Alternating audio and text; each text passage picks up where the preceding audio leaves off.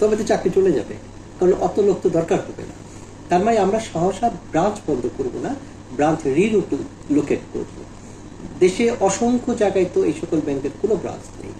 ওরকম পটেনশিয়াল যে এরিয়াগুলো আছে যেখানে ব্যবসার সুযোগ আছে সেখানে রিলোকেট হবে। এবং স্বাভাবিকভাবে যদি ওখানে এই যে কোনো একটা এই 5টি ব্যাংকের কারো এজেন্ট ব্যাংকের শাখা থাকে, তখন আমরা ওখানে আর নতুন করে ব্রাঞ্চ স্থাপন করবো না, ব্রাঞ্চটাকে অন্যত্র সরিয়ে দিব, অথবা এজেন্ট ব্যাংক শাখাটাকে অন্যত্র সরিয়ে দিব।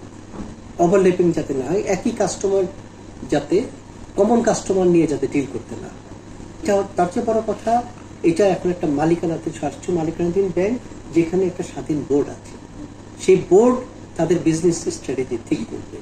তারা কি আস্তে আস্তে ব্রাঞ্চ সংখ্যা কমিয়ে আনবে, লোকবল কমিয়ে আনবে, নাকি প্রথম থেকেই এগ্রেসিভ ভাবে আরো বেশি ব্রাঞ্চ খুলে আমরা একসাথে অন্য ব্যাংকের ব্যবসার মতো হাত বাড়াবো, এটা ওই বোর্ডের সদস্যদের বিজনেস স্ট্র্যাটেজি সিদ্ধান্তের উপরে নির্ভর করবে।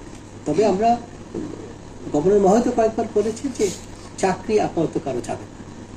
কর্মকর্তা